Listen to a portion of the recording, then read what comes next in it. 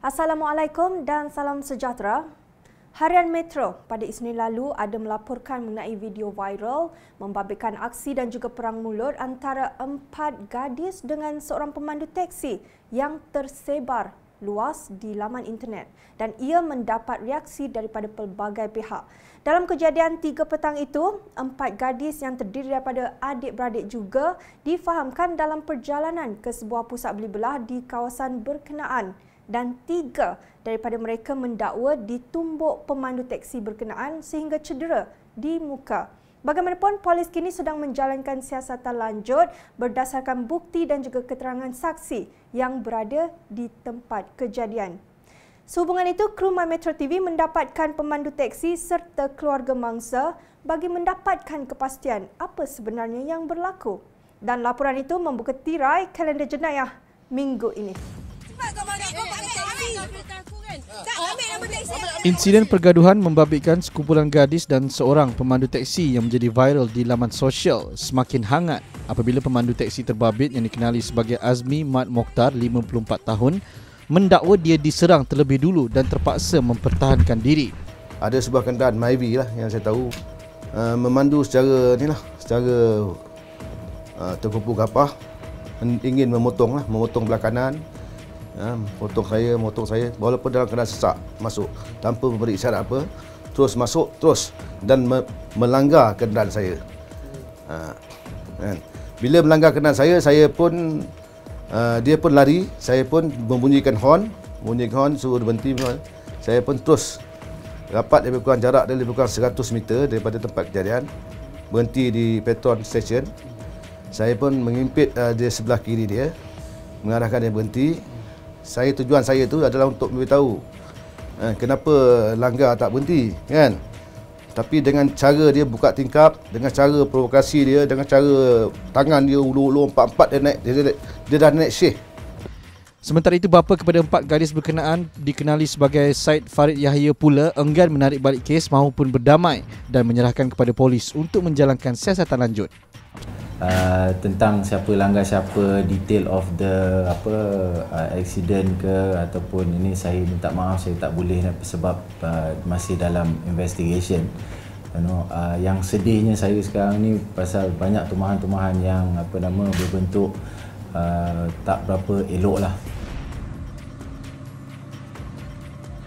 2 bot nelayan warga Vietnam dan Thailand bersama 2 tekong dan 10 awak-awak ditahan di perairan berhampiran Pulau Tioman Sabtu lalu.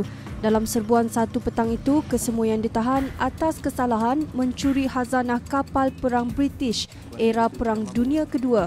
Komander Memerintah KD Pahang, Komander Nikmat Azhar Mahmud, memaklumkan mereka yang berusia antara 15 hingga 47 tahun itu ditahan Tentera Laut Diraja Malaysia TLDM dari Markas Wilayah Laut 1 kira-kira 45 batu nautika dari pulau berkenaan. Siasatan awal mendapati bot dikendalikan tekong dan awak-awak warga Vietnam itu mempunyai permit menangkap ikan dan dimiliki oleh warga tempatan.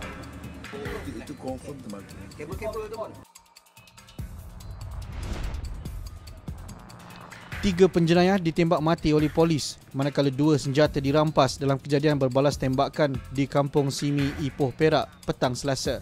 Dalam kejadian kira-kira jam 3 petang itu, 3 penjenayah itu ditembak mati oleh pasukan polis JSJ Perak bersama pasukan petugas khas dan jenayah terancang Stafford Bukit Aman. Difahamkan kesemua penjenayah terbabit sangat berbahaya dan dikehendaki membabitkan kes samun dan rompakan di sekitar Ipoh dan beberapa kawasan lain. Menurut sumber, ketika pasukan polis cuba mengampiri kenderaan dinaiki ketiga-tiga lelaki berkenaan, mereka cuba melarikan diri dengan memecut laju kereta sebelum dikejar polis. Berlaku situasi berbalas tembakan dan akhirnya ketiga-tiga penjenayah terbabit ditembak mati manakala 2 senjata api dirampas.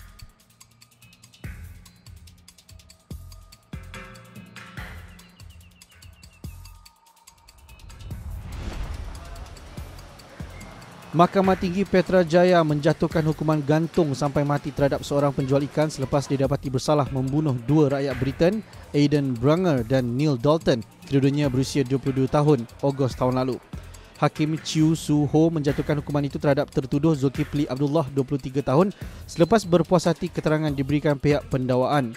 Tertuduh menghadapi 2 pertuduhan mengikut Seksyen 302 Kanun Keseksaan kerana didakwa membunuh Aiden dan Neil dengan menikam dada dan belakang mangsa menggunakan pisau.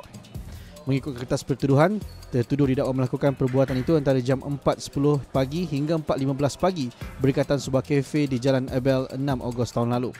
Sebelum kejadian, berlaku pergaduhan antara tertuduh dan mangsa yang ketika itu di bawah pengaruh alkohol. Seramai 22 saksi dipanggil memberi keterangan sepanjang 6 bulan tempoh perbicaraan yang bermula pada September tahun lalu.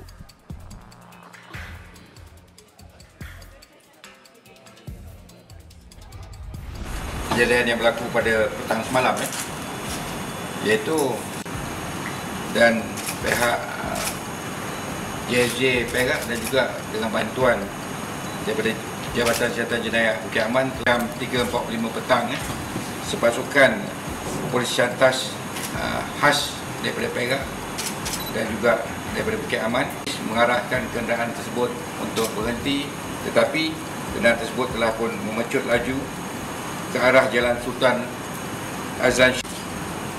Dan di Kampung Simi pihak polis mengarahkan kereta tersebut untuk berhenti, tapi suspek-suspek di dalam kenderaan berkenaan telah kita sehingga menyebabkan kita suspek sendiri terbabas.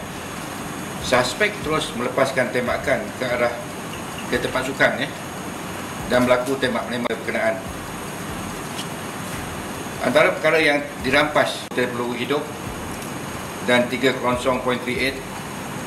Yang kedua, sepucuk pistol semi auto jenis sports arms miadah parang, 3 helai topeng muka, 2 pasang sarung tangan dan 5 buah telefon bimbit. Pengenalan diri penumpang sebelah pemandu, seorang pemuda 24 tahun yang berasal daripada sementara simati yang 3 pula, iaitu penumpang yang duduk di belakang pun tiada pengenalan diri. Ada banyak kes sambut dan cedera sama.